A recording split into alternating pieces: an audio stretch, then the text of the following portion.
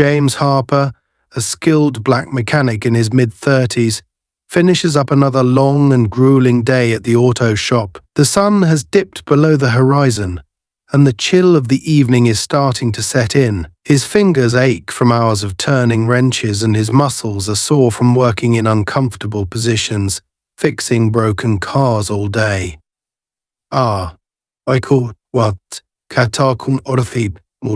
His dusty overalls are marked with grease stains, and his boots are worn from years of hard labor. Yet, despite the fatigue pulling at his body, James feels a certain satisfaction in his work. There's something honest about it, about knowing you've helped someone get back on the road, knowing you've fixed something broken. As James makes his way home in his old pickup truck, the roads become quieter. He lives in a small town where the pace of life slows significantly after sundown. The road he takes winds through a wooded area on the outskirts of town, a shortcut he's taken 1,000 times before. Trees line the path, their branches swaying slightly in the cool evening breeze, and the headlights of his truck cut through the darkness like two piercing beams. The quietness of the surroundings gives him a sense of peace, a brief respite from the chaos of the day. Suddenly, in the distance, James spots something unusual. Just ahead, pulled over on the side of the road, is a white sedan with its hazard lights flashing. Standing beside the car is a woman, her silhouette barely visible against the dim light of the street lamps. She seems to be pacing, her movements frantic, as if she's unsure what to do next. James slows down as he approaches the vehicle, instinctively scanning the scene. It's a habit he's picked up over the years, always assessing his surroundings, always cautious. He doesn't know who this woman is, and in a world where tensions often run high, he knows he has to be careful. But there's something about the situation that tugs at his conscience.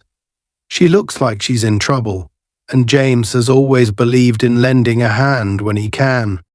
He pulls over a few feet in front of the stranded car and steps out of his truck. As he approaches, he notices more details about the woman.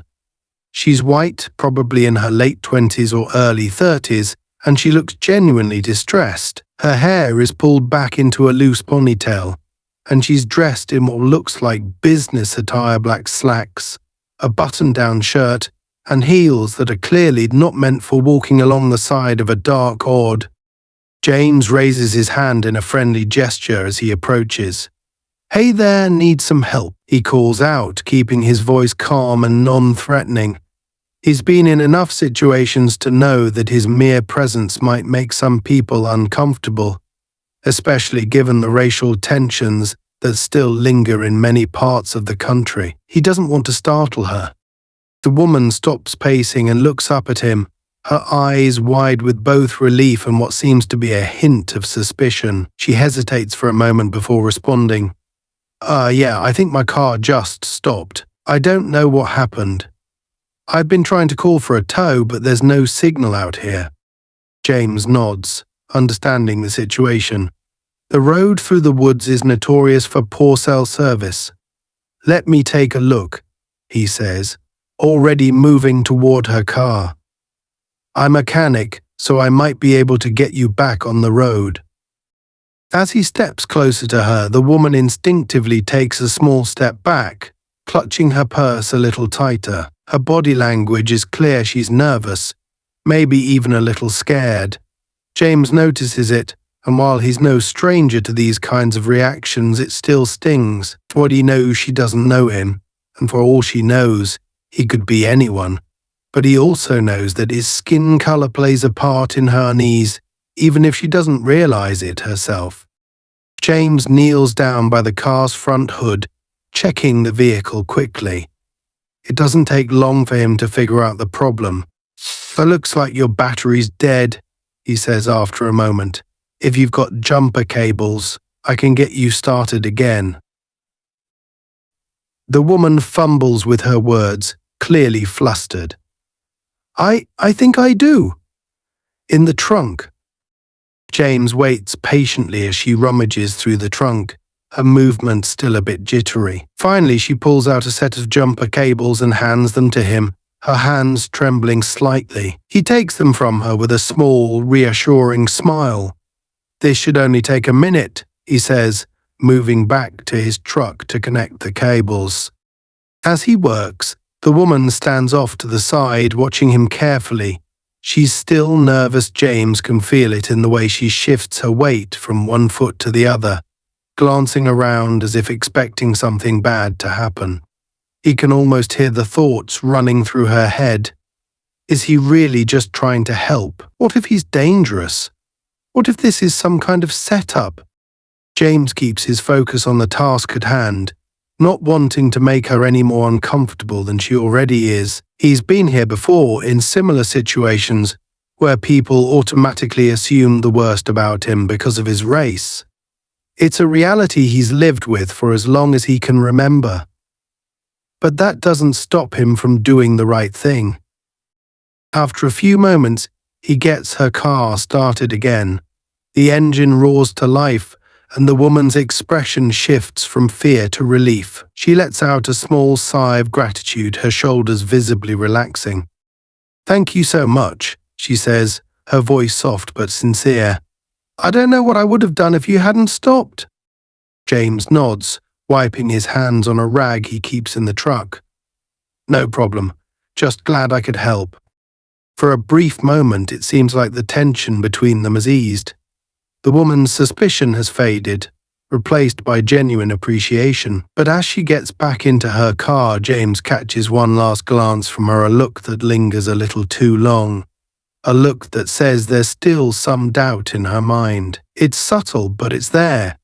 She's still not entirely sure about him, about his intentions, even though he's just done her a favor. She pulls away, her car disappearing down the road, leaving James standing alone in the dim light of the street lamps. He watches her go, a familiar heaviness settling in his chest. It's not the first time he's been looked at that way, and he knows it won't be the last. As James climbs back into his truck and continues his journey home, he tries to shake off the encounter. He tells himself that he did the right thing, that helping someone in need is what matters. But deep down, he can't ignore the lingering discomfort, the reminder that, no matter how hard he tries to prove otherwise, some people will always see him through a lens of suspicion and fear. The rest of the drive is quiet. The hum of the engine fills the cab of the truck, and the dark woods stretch out on either side of the road. James's thoughts drift as he heads home, thinking about his family, about the life he's built for himself in this small town. He thinks about how hard he's worked to provide for his wife Denise and their son Malik. He thinks about the sacrifices he's made, the struggles he's overcome, and how he's always tried to do right by others, even when it wasn't easy. As he finally pulls into his driveway, the familiar sight of his modest home brings a sense of comfort. The porch light is on, and he can see the soft glow of the living room lamp through the window. Denise is probably still awake, waiting for him. It's late, but she always stays up to make sure he gets home safely. James steps out of the truck, his body still aching from the day's work. He heads inside, greeted by the warmth of the house and the familiar scent of home-cooked food. Denise looks up from the couch, a smile spreading across her face as she sees him. "Long day?" she asks, her voice full of warmth and affection. "Yeah," James replies with a tired grin. "You could say that." He sits down beside her, the weight of the day finally catching up to him. For a moment, everything feels normal, peaceful. He's home, with his wife and son, and the world outside seems far away. But as he leans back against the couch, his mind drifts back to the woman on the side of the road, her face, her nervous glances, the way she looked at him with both gratitude and suspicion. It's a feeling he can't shake, a feeling that, despite everything, something isn't quite right. The next morning, James is jolted awake by the sound of loud, aggressive banging on the front door. His heart races as he sits up in bed, momentarily disoriented. The house is quiet, save for the thumping at the door, which grows louder and more insistent with every passing second. Denise stirs beside him, groggy and confused as she rubs her eyes. "Who could that be?" she mutters, glancing at the clock on the nightstand. It's barely 7 a.m. James doesn't respond immediately. He's already out of bed, pulling on a pair of sweatpants and a t-shirt. The pounding continues, and whoever is on the other side of that door isn't planning on going away anytime soon. A growing sense of unease washes over him. He's not expecting anyone, and this kind of urgency this early in the morning feels wrong. "I'll check it out," James says, his voice tense. Denise looks at him with concern, sensing that something is off, but she nods and pulls the covers up around herself. James moves cautiously down the hallway toward the front door. As he gets closer, he can hear muffled voices on the other side, voices that sound commanding, official. A quick glance through the peephole confirms his fears. Standing on the porch are two people, both dressed in dark suits, their badges glinting in the early morning light. FBI agents. The sudden realization hits him like a punch to the gut. Why are federal agents at his door? His mind races through the events of the previous day, the woman, the car, the way she looked at him with that lingering suspicion. A sense of dread settles in the pit of his stomach. He takes a deep breath and opens the door, trying to maintain his composure. Two agents stand before him, their expressions serious and unreadable, and one of them, a tall, broad-shouldered man with short cropped hair, steps forward first. But his name tag reads Hamilton. The other agent, a woman with a more restrained demeanor, stands slightly behind him, her name tag reading Miller. "James Harper," Agent Hamilton asks, his voice brusque and authoritative. James nods, his mouth dry. "Yeah, that's me." Hamilton wastes no time, flashing his badge. "We're with the Federal Bureau of Investigation. We need to ask you a few questions about an incident that occurred last night." James feels his stomach drop. Incident. His mind is racing, trying to figure out what they could possibly be talking about. He's an honest man, hard-working, family-oriented. He's never been in trouble with the law. "I'm not sure what you're talking about." Hamilton's eyes narrow, and his posture stiffens. "We have reason to believe that you were involved in a situation concerning a woman named Laura Whitmore. You helped her last night when her car broke down on the side of the road, correct?" James nods slowly, still trying to wrap his mind around the fact that the woman even gave her name. "Yeah, I helped her. Her car's battery was dead, so I gave her a jump start." Agent Miller steps forward, her voice a bit softer but still professional. "Mr. Harper, Laura Whitmore is currently under investigation. She's connected to a criminal network involved in human trafficking. We believe you may have unknowingly assisted someone who is deeply embedded in this network." James stares at them, shocked. Human trafficking. The words barely make sense to him. "Wait, what?" No, you've got it wrong. I don't know anything about that. I was just helping her out. I thought her car broke down." Agent Hamilton steps closer, his demeanor growing more intimidating. "Mr. Harper, we have reason to believe that your involvement may not have been as innocent as you claim. Given the nature of the situation, we're going to need you to come down to the station for further questioning." James's heart pounds in his chest. This is spiraling out of control. "I don't know what you're talking about. I just saw someone stranded on the side of the road and offered to help. That's it." But Hamilton isn't buying it. He leans in, his voice lowering in a way that feels almost accusatory. "A mechanic, out late at night, just happens to find a woman with car trouble. You expect us to believe that was a coincidence?" James feels the blood drain from his face. "That's exactly what happened. I didn't know anything about her or whatever she's involved in. I was just trying to help." Denise, who had quietly followed James down the hall, now stands at the doorway, watching the exchange with wide eyes. She steps forward, placing a hand on James's arm as if to anchor him. "What's going on? Why are they saying these things?" James turns to her, his voice tight with frustration. "They think I had something to do with some criminal they're after." Agent Hamilton glances at Denise with a look that's barely concealed contempt, as though her presence is a nuisance. "Ma'am, we're conducting an investigation. We suggest you stay out of it." Denise's eyes flash with anger, but before she can say anything, James gently squeezes her hand, signaling her to stay calm. "Listen," he says, turning back to the agents, "you've got the wrong guy. I don't know anything about this woman's criminal activities. I was just trying to help someone in need." Agent Miller looks at James with a hint of sympathy, but Hamilton's expression remains hard, unyielding. "We'll be the judge of that, Mr. Harper. Right now we have more than enough reason to bring you in for questioning."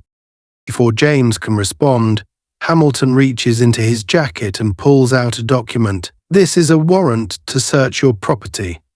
We'll be looking for any evidence that might connect you to Whitmore's activities." James's mind reels. A search warrant?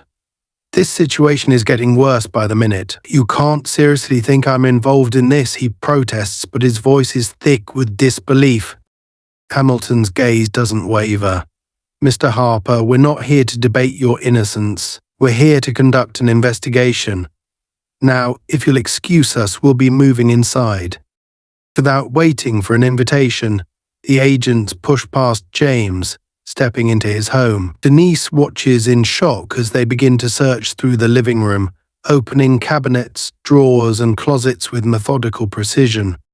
James stands frozen, his mind racing, trying to process everything that's happening. He wants to scream, to tell them to get out, but he knows it won't do any good. They've already decided he's guilty, and nothing he says is going to change their minds. Hamilton turns back to James as the search continues. "You're coming with us," he says coldly. "We're going to need you at the station for further questioning, and I suggest you cooperate." James feels a flash of anger surge through him. "Cooperate? I haven't done anything wrong." Hamilton's face hardens, and he takes a step closer, towering over James. "Let me make something clear, Harper. We know your type. Guys like you always claim they're innocent, but there's always something lurking beneath the surface. So why don't you save us all the trouble and start talking now?" James's fists clench at his sides, but he forces himself to remain calm. He's not going to give this man the satisfaction of seeing him lose control. "I've got nothing to say because I didn't do anything," he says, his voice steady despite the tension in the air. Hamilton's smirk is laced with arrogance. "We'll see about that."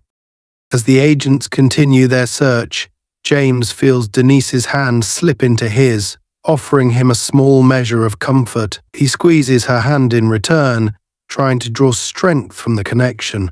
But deep down he knows that his life is about to be turned upside down. The day that started with a simple act of kindness has spiraled into something far more dangerous and life-altering.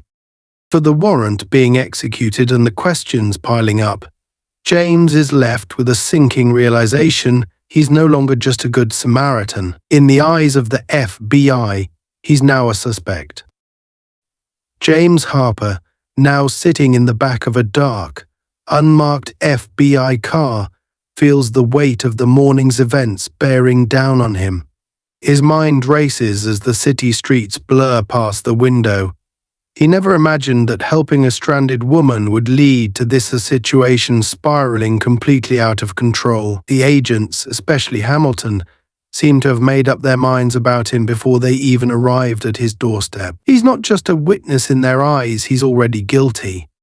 Agent Hamilton drives in silence, the tension in the car thick enough to cut with a knife. Agent Miller, sitting in the passenger seat, glances back at James occasionally, but her expression remains guarded. It's impossible to tell what she's thinking. James wonders if she has her own doubts about his involvement, or if she's just as convinced as Hamilton that he's part of something bigger and darker than he could ever have imagined. As they pull into the underground parking garage of the AFBI's local headquarters, the realization that this is no misunderstanding settles deep in James's gut. The agents are taking this seriously, which means they've somehow convinced themselves that he's connected to Laura Whitmore and her criminal network. His stomach tightens as the car comes to a stop, and Hamilton throws open his door. "Let's go," Hamilton says gruffly, pulling James out of the car and leading him inside the building. His grip is tight on James's arm, as though he's afraid James might make a run for it, though the thought has never crossed his mind. Where would he even go? Inside, the atmosphere is sterile and cold. Fluorescent lights buzz overhead as they lead him through the halls to a small interrogation room. The walls are plain, the only furniture a metal table with a couple of tacars on either side. The door slams shut behind him, the sound echoing off the walls, and James is left alone for a moment with his thoughts. His heart pounds in his chest, and he struggles to make sense of everything. How did things go so wrong so fast? Oh, just yesterday he was living his life, working his job, providing for his family. And now he's here in a small, windowless room, being treated like a criminal. The door opens again, and Agent Hamilton strides in, a file in his hand. He slaps it down on the table in front of James, the sound sharp and jarring. Agent Miller follows behind him, her demeanor still calmer than Hamilton's, but no less serious. She takes a seat across from James, while Hamilton remains standing, looming over him with a predatory intensity. "Mr. Harper," Hamilton begins, his voice dripping with disdain. "I'm going to ask you a few questions, and I suggest you start answering truthfully. If you don't, things are going to get very uncomfortable for you." James glares up at him, his jaw clenched. "I already told you everything. I don't know that woman. I was just helping her with her car." "That's it." Hamilton smirks, clearly unimpressed. "You expect us to believe that?" "Yes," James snaps, his frustration boiling over. "Because it's the truth." The Miller raises a hand slightly, as if to calm the situation. "Mr. Harper, we understand that this might be overwhelming, but we need you to cooperate. The more you tell us now, the better it will be for you." James slumps back in his chair, running a hand over his face. "I don't have anything to hide. I'm telling you, I just saw her car on the side of the road. It looked like she needed help, so I stopped. That's it. I didn't know who she was." Hamilton's expression hardens as he flips open the file in front of him. He pulls out a photograph and slides it across the table toward James. "You recognize this, don't you?" James looks down at the photo and feels a chill run down his spine. It's a picture of Laura Whitmore, but in a setting far different from the vulnerable, stranded woman he encountered the night before. In this photo, she's standing in what looks like a high-end restaurant, laughing and talking with several men who look like they could be straight out of a mob movie. Dark suits, cold eyes, and an air of danger about them. She's smiling, but there's something sinister about it, something that suggests she's not as innocent as she seemed on that dark road. James swallows hard, feeling a knot form in his throat. I don't know these people. I swear I don't."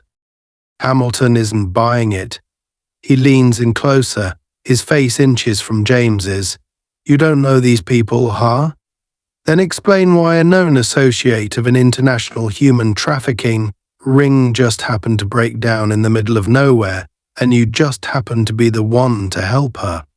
Seems like too much of a coincidence to me." James's pulse quickens, and he feels a rush of anger. It wasn't a coincidence. I was on my way home, and I saw her car. A car. That's it. You can't seriously think I had anything to do with this. Hamilton slams his hand down on the table, the sound reverberating through the room. "We're not playing games here, Harper. You think we're stupid. We know your type. Guys like you always claim they're just in the wrong place at the wrong time. But we know better. You're mixed up in something, and we're going to find out what." James grits his teeth, struggling to keep his composure. My type? What the hell is that supposed to mean? Hamilton sneers. You know exactly what I mean. Agent Miller shoots Hamilton a sharp glance, clearly uncomfortable with the direction the interrogation is taking, but she remains silent. James can see the tension in her face, but she doesn't intervene. Ah! James shakes his head, trying to stay calm. You're wrong. I don't know anything about this. I'm just a mechanic. I was helping someone in trouble. Hamilton straightens up, his eyes cold and calculating. You're lying, and you know what happens to people who lie to the FBI, don't you? James doesn't respond. He knows anything he says at this point will be twisted, used against him. He's trapped in a nightmare, and no matter how much he protests, it feels like the walls are closing in on him. Hamilton leans forward again, this time lowering his voice to a menacing whisper. Let me make something clear, Harper. If you don't start talking, we're going to make your life a living hell, and not just yours, your family too. You've got a wife and a kid, right? It'd be a shame if this whole thing dragged them down with you. James's blood runs cold at the mention of his family. He clenches his fists, struggling to contain his anger. Leave them out of this, he growls. Hamilton shrugs, the smirk never leaving his face. That's up to you. You start cooperating, and maybe we don't have to bring them into it. But if you keep playing this little game, we'll drag them through the mud right along with you. Your wife, your son, they'll all suffer because of your choices. James's heart pounds in his chest. He can't let this happen. He can't let Denise and Malik get caught up in this nightmare. But what choice does he have? He's innocent, he knows that, but these agents have already made up their minds. They're not looking for the truth. They're looking for a confession, and they're willing to destroy his life to get it. For a moment, James considers just telling them what they want to hear, just to protect his family, but he knows that would be a mistake. If he admits to something he didn't do, it will only make things worse. He'll be dragged deeper into this mess, and there's no guarantee that they'll leave his family alone, even if he cooperates. Agent Miller clears her throat, breaking the tense silence. Mr. Harper, we understand that this is a difficult situation, but the best thing you can do right now is be honest with us. If you really don't know anything, we need you to help us understand that. James looks at her, searching for any sign of empathy, any indication that she's not as convinced of his guilt as Hamilton is. But her expression remains neutral, her eyes hard to read. I am being honest, James says quietly. I don't know anything. I was just trying to help. Camilla nods, though her face gives little away. We'll see. Hamilton steps back, crossing his arms over his chest. You're going to stay in holding for a while, Harper. We'll give you some time to think about your story. And while you're sitting in that cell, I want you to think real hard about your family, because the longer you keep up this charade, the worse it's going to get for them. James feels a surge of panic as the agents prepare to take him out of the interrogation room. Wait, you're arresting me. I haven't done anything. Hamilton doesn't even bother to respond. He gestures for the guard outside to come in, and within moments, James is being led out of the room in handcuffs, his heart pounding in his chest. The next few hours are a blur. James is processed fingerprinted and thrown into a cold, windowless holding cell. The sound of the metal door slamming shut behind him feels like a final nail in the coffin. Yet he's completely alone now, and the weight of the situation presses down on him with suffocating intensity. Sitting on the cold, hard bench, James can't help but think about Denise and Malik. They don't even know where he is right now, and the thought of them worrying, wondering what happened to him, tears at his heart. He promised himself that he would always protect them, always keep them safe. But now, because of a random act of kindness, he's powerless to help them. Ah! He buries his face in his hands, feeling the despair creeping in. How could this have happened? How did a simple act of helping a stranger turn into a nightmare that's threatening to destroy his life?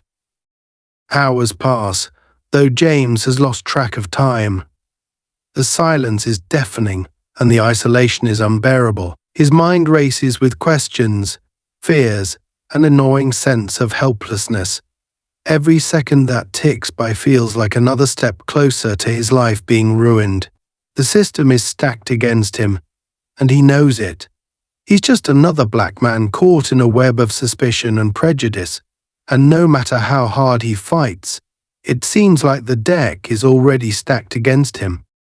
Just as he begins to lose hope, the door to his cell creaks open.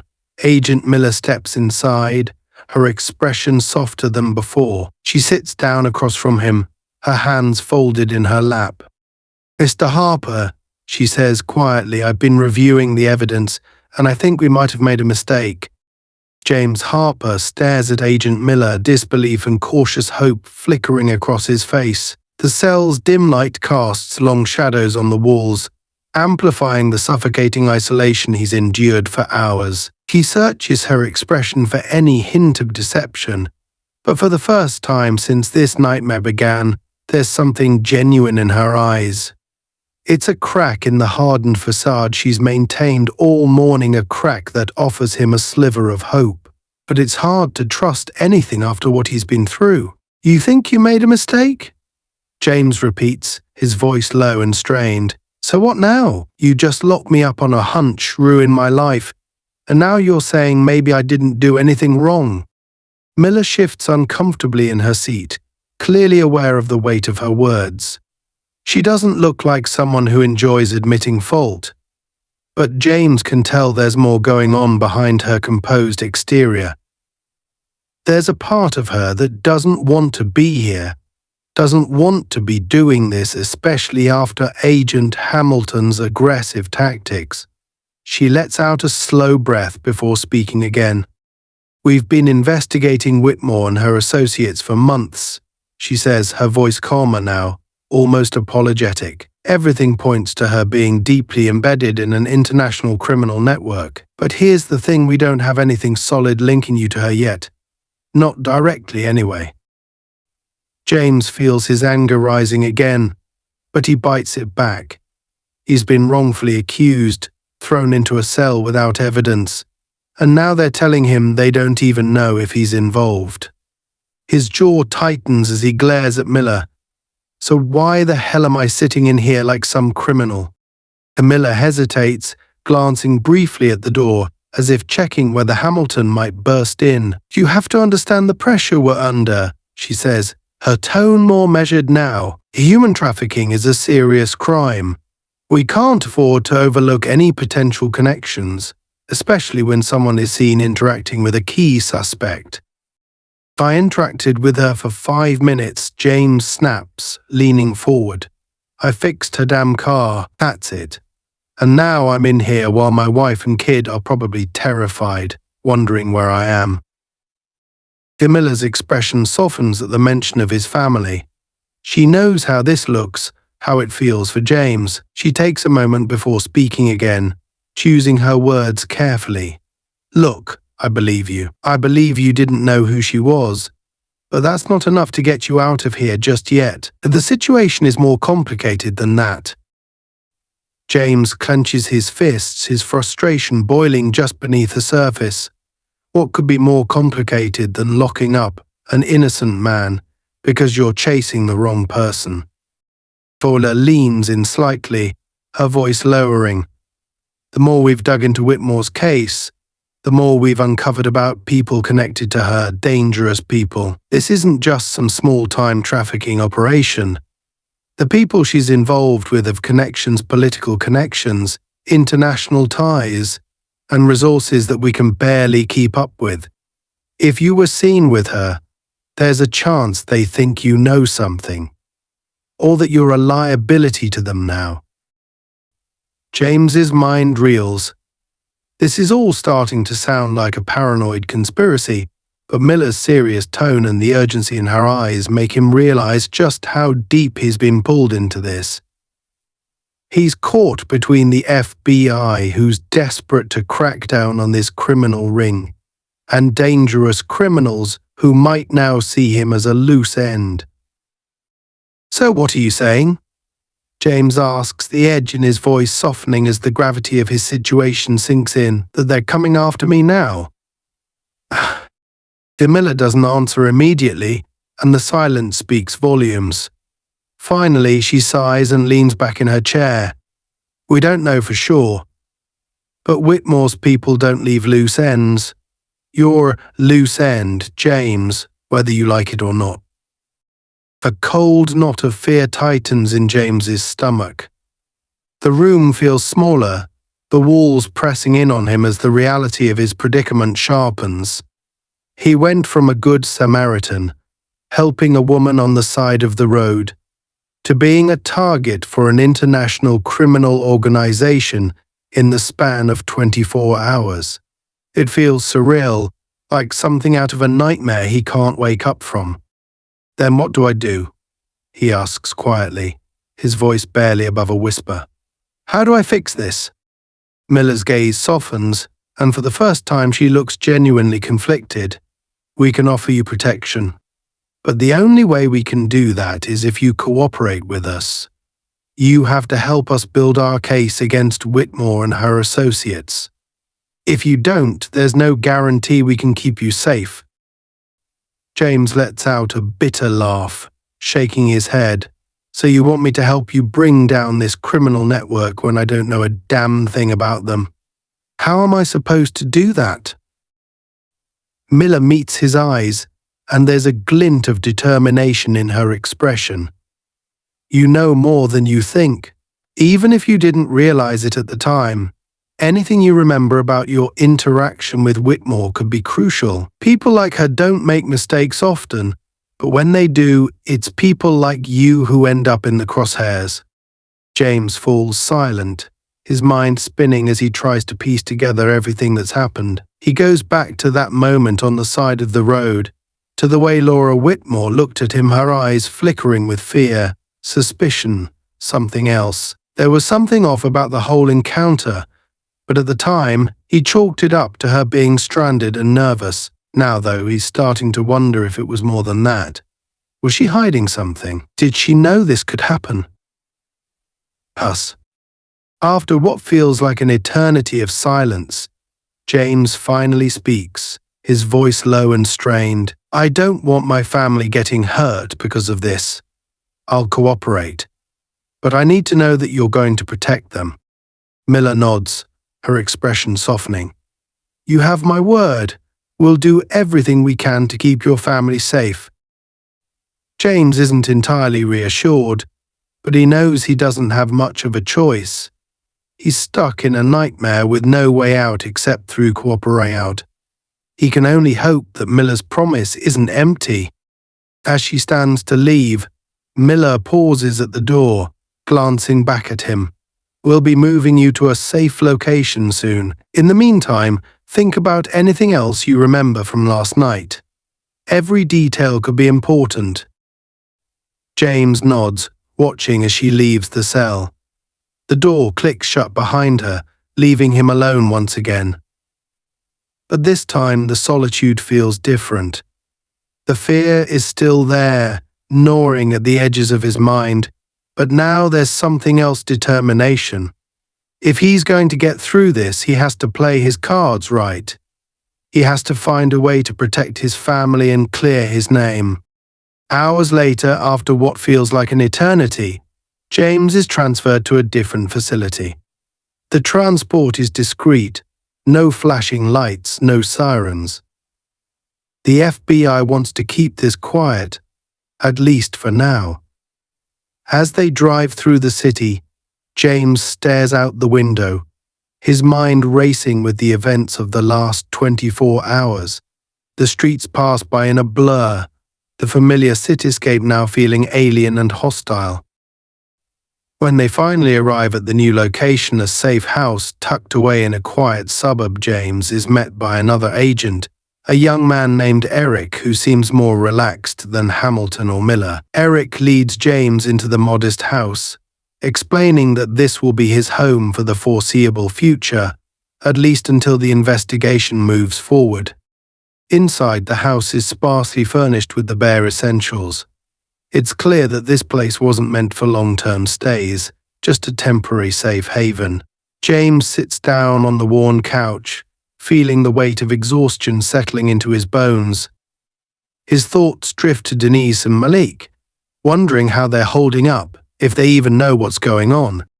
Eric leaves James alone to settle in, promising that he'll be back later to go over some details about the case. James sits in the silence of the safe house, his mind whirling.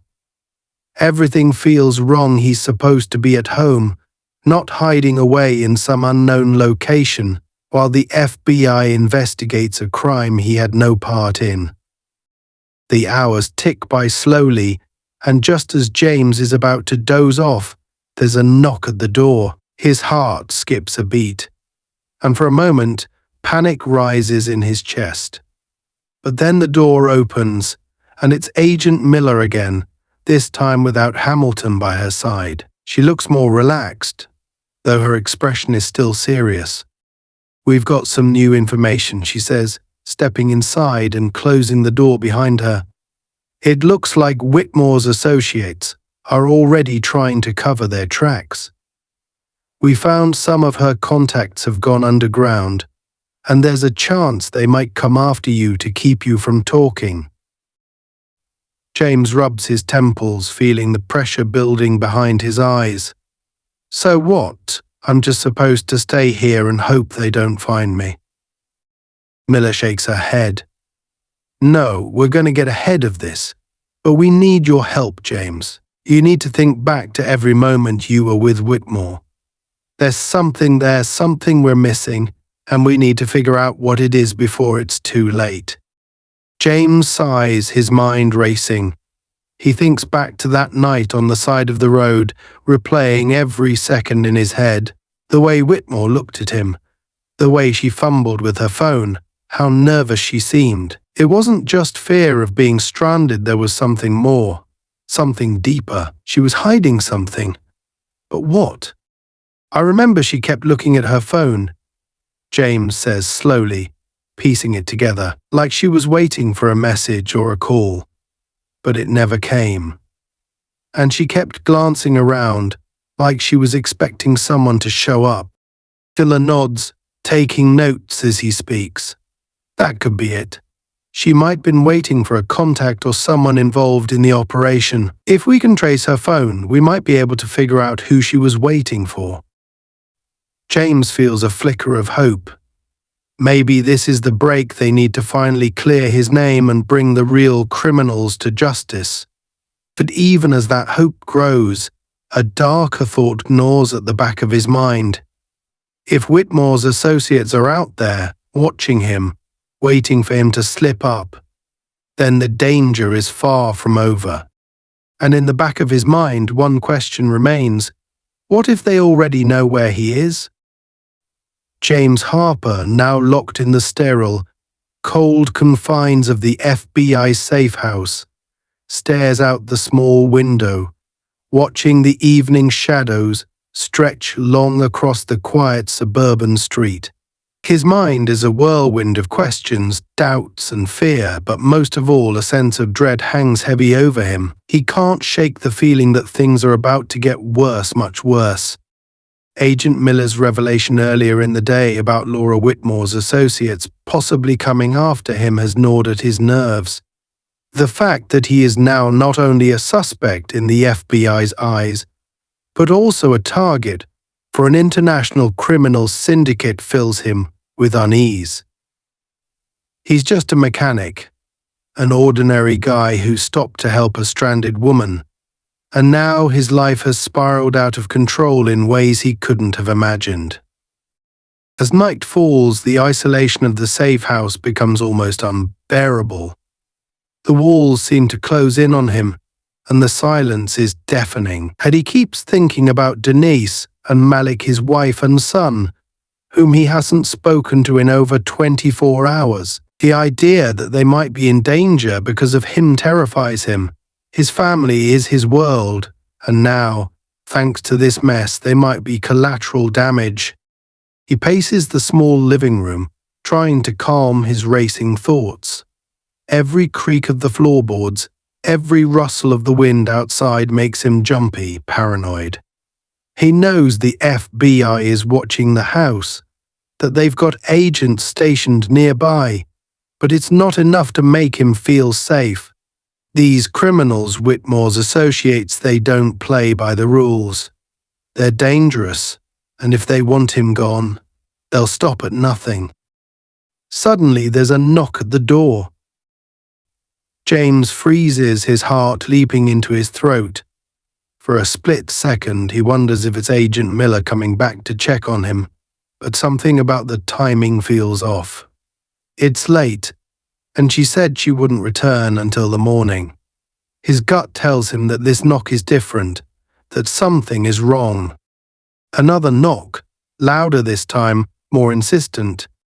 James's breath catches in his throat. He slowly moves toward the door, every muscle in his body tensing with fear. He presses his eye to the peephole and looks out into the dark.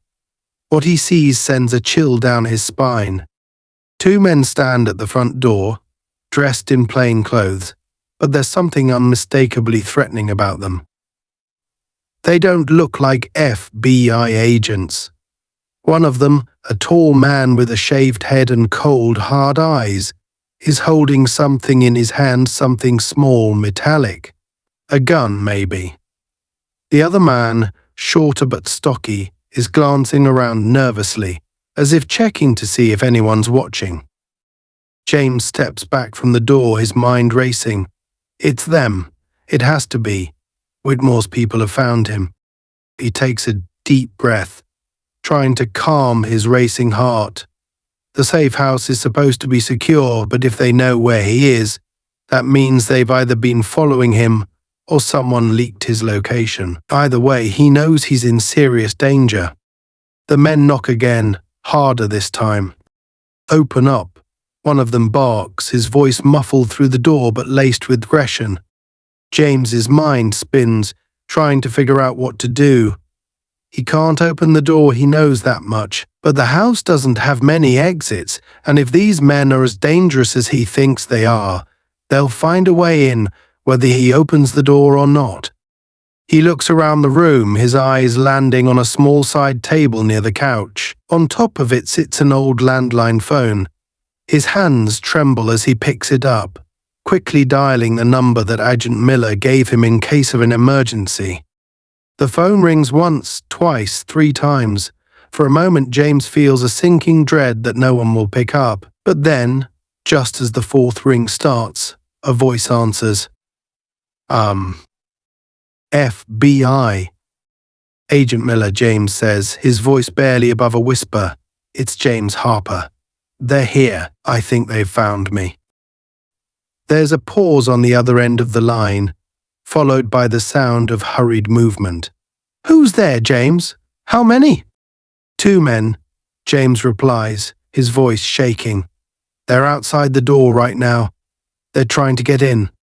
Miller's voice is sharp, professional. Stay calm. Don't open the door. We've got agents nearby. They'll be there in a few minutes. James swallows hard, glancing back at the door. The men outside have stopped knocking, but now he hears the unmistakable sound of footsteps moving around the side of the house. They're looking for another way in. In. Hurry, James whispers into the phone. They're trying to find another way in. We're on our way, Miller says, her voice steady. Stay low and don't make any noise. James hangs up the phone and crouches down behind the couch, his heart pounding in his chest. He can hear the men outside, their footsteps growing louder as they move toward the back of the house. He knows it's only a matter of time before they try to break in, and he's not sure if the FBI agents will get here in time. His mind races thinking of Denise and Malik. He promised he'd protect them, but now he can't even protect himself. He can't let this happen. He has to figure something out, or he'll never see his family again. Suddenly, there's a loud crash from the back of the house, the sound of glass shattering. James flinches, his body tensing with fear. They've broken in. He stays crouched behind the couch, his breath shallow and rapid. He hears footsteps inside the house now, slow and deliberate. The men are searching for him. James's mind spins, trying to come up with a plan. There's no way out, no way to escape. His only option is to stay hidden and hope the FBI arrives before they find him.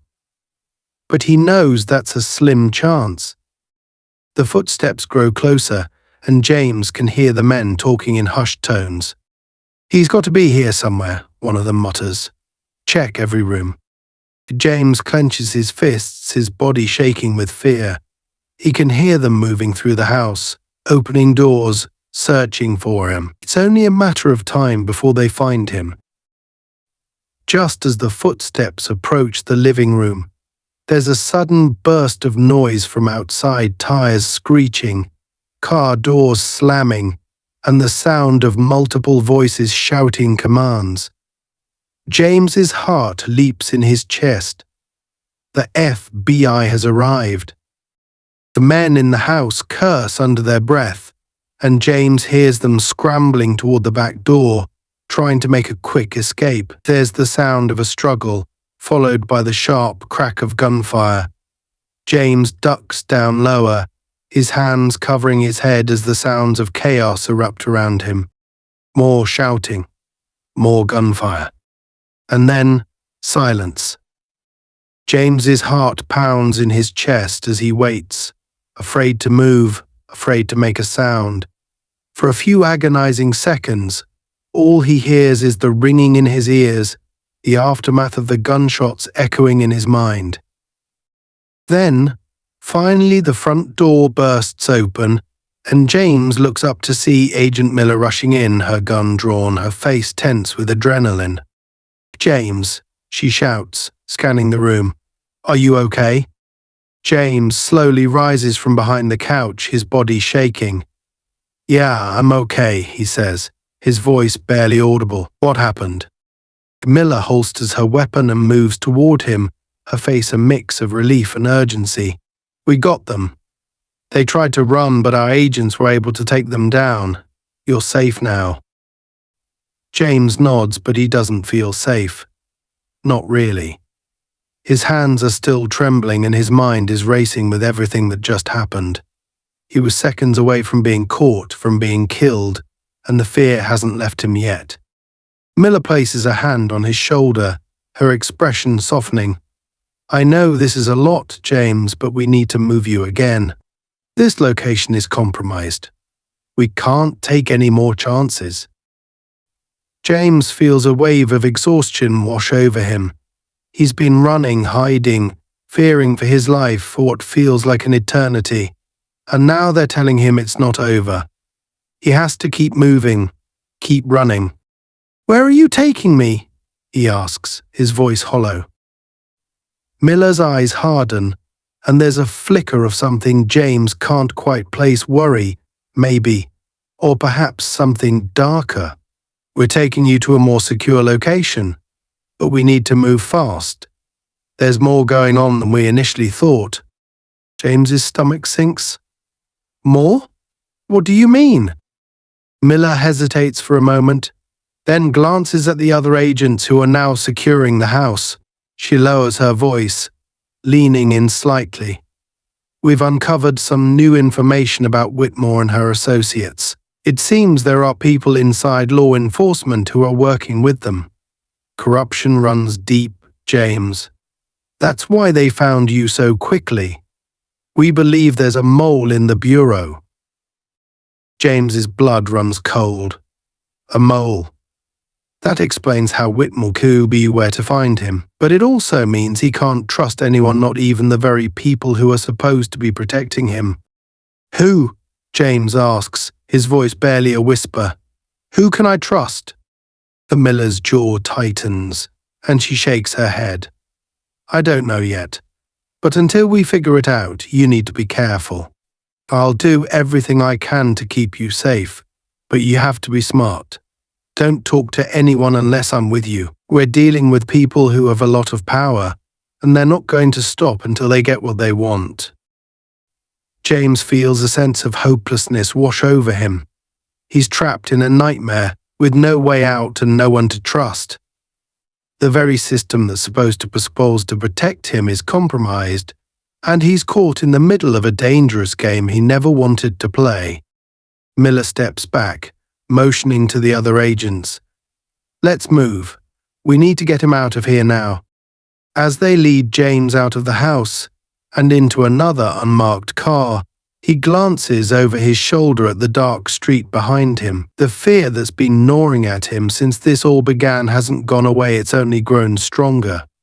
He knows now that he's not just running from criminals, he's running from a system that's been corrupted, from people who want him silenced for reasons he still doesn't fully understand.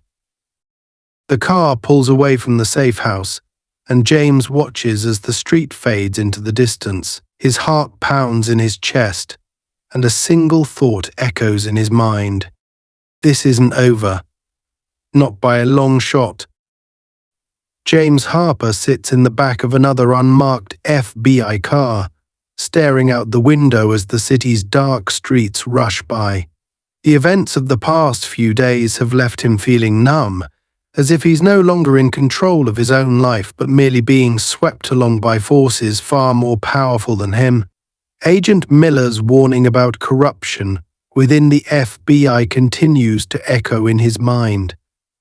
There's a mole, someone working with the very people trying to kill him. That terrifying realization hangs over him like a dark cloud. He can't trust anyone, not even the people assigned to protect him. The car pulls into an underground parking lot, and Miller steps out first, signaling for James to follow. He does, though his legs feel heavy, his body exhausted from the relentless fear and paranoia that have consumed him. The parking lot is eerily quiet, lit only by the dim, flickering lights overhead. A sense of dread washes over him as they approach the elevator at the far end of the garage. Paula presses the button, and they wait in silence. Her face is tense, her usual composed demeanor slipping slightly. She knows this isn't just another move to keep James safe, this is the final play. James can sense it too. Something's about to happen, something big. The elevator dings and the doors slide open. They step inside, the small space filled with the quiet hum of machinery as they ascend. James glances at Miller, who keeps her eyes straight ahead, her jaw clenched. Whatever's coming, she's ready for it, but James isn't sure he is. The elevator stops, and the doors open to reveal a dimly lit hallway. As they step out, James notices a group of FBI agents waiting at the end of the corridor. His heart races, fear spiking in his chest. Are they here to protect him? Or is this a setup? Tall Miller walks ahead, her steps measured and purposeful. James follows, his eyes darting between the agents, trying to read their faces, their intentions. But when they reach the end of the hallway, Miller stops, turning to face James. "This is it," she says, her voice low but firm. "We're bringing everything to light." Before James can ask what she means, the door at the end of the hallway swings open, and Agent Hamilton strides into the room. His expression is hard, cold. The moment James sees him, every instinct in his body screams danger. Hamilton steps closer, his eyes locking onto James with a predatory intensity. "Harper," he says, his voice dripping with disdain, "you've been causing us a lot of trouble." James's stomach churns as he takes a step back. "What are you talking about?" Hamilton smirks, his eyes glinting with malice. "You think you're safe here? That Miller's going to protect you?" He shakes his head. "You don't understand how deep this goes, do you?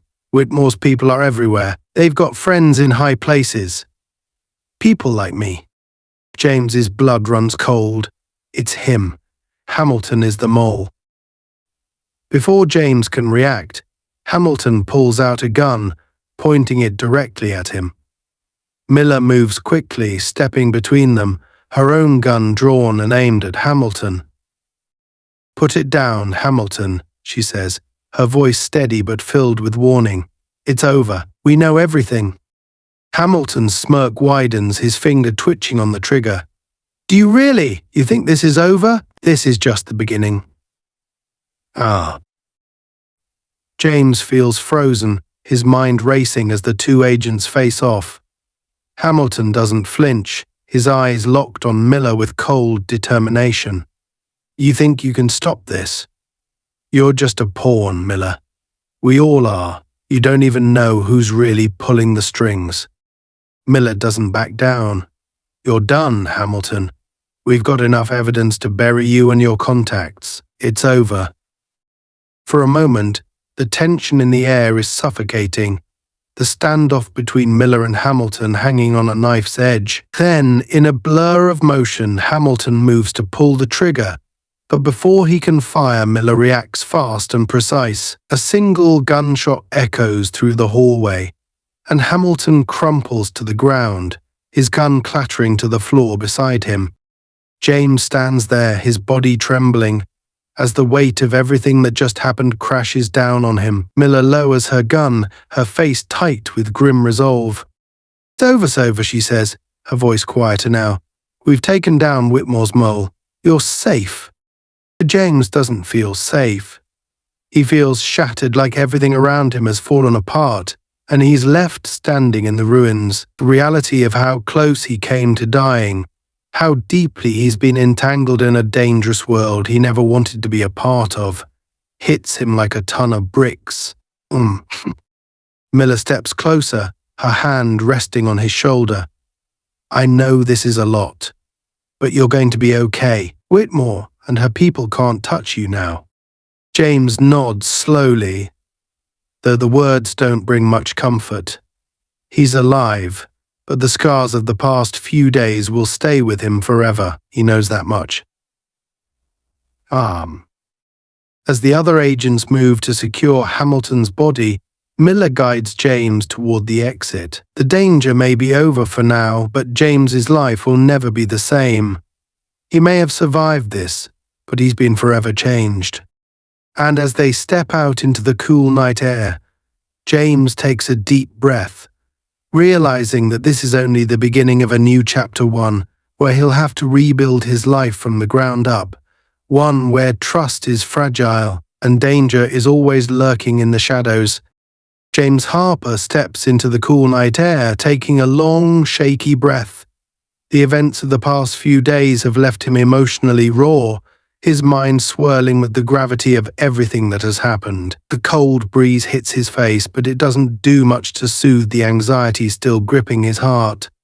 He glances around the street outside the FBI building, the dim streetlights casting long shadows. Everything feels surreal, like he's emerged from a nightmare he can't quite shake off. Beside him, Agent Miller remains quiet, her usual composed demeanor returning after the intense confrontation with Hamilton. She's seen a lot during her years in law enforcement, but James can tell this case affected her too. The realization that corruption ran deep within her own agency weighs heavily on her, though she hides it well. Miller breaks the silence.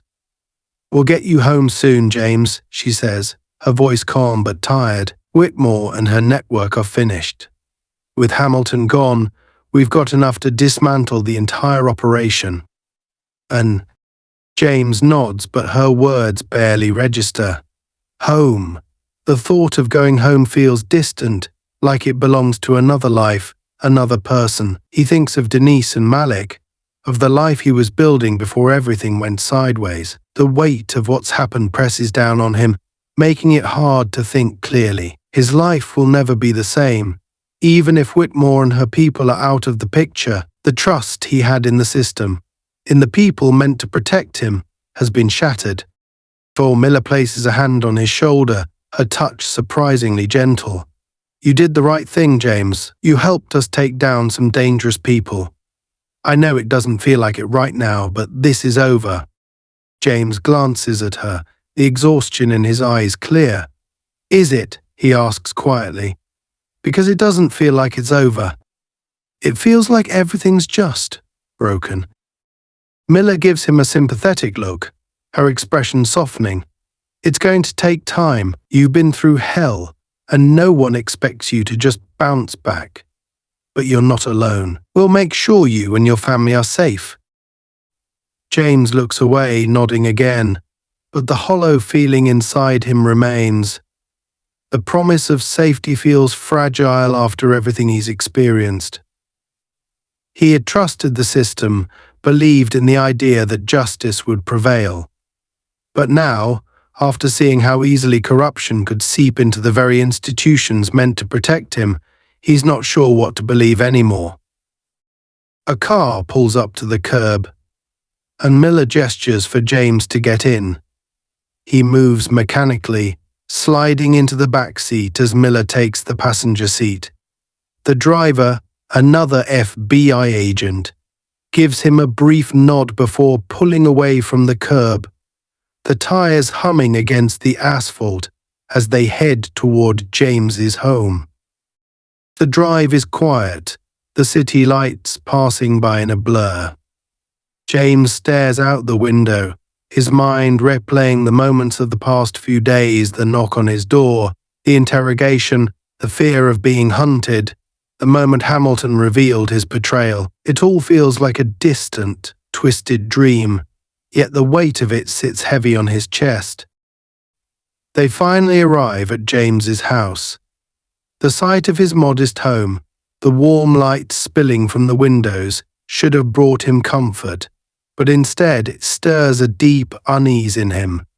This place, once his sanctuary, now feels foreign, like a place he no longer belongs. As the car comes to a stop, James hesitates before getting out. Miller turns to him, her expression serious but kind. Take your time, James. It's going to take a while to process all of this, but you're home now, and you're safe. Safe. That word again. It doesn't carry the weight it once did, not after what he's been through. James finally steps out of the car, his legs feeling heavy as he approaches the front door. He pauses, glancing back at Miller. "Thank you," he says, his voice quiet but sincere. Miller nods, her eyes meeting his. "You take care of yourself, James. And remember, if you need anything, we're just a call away."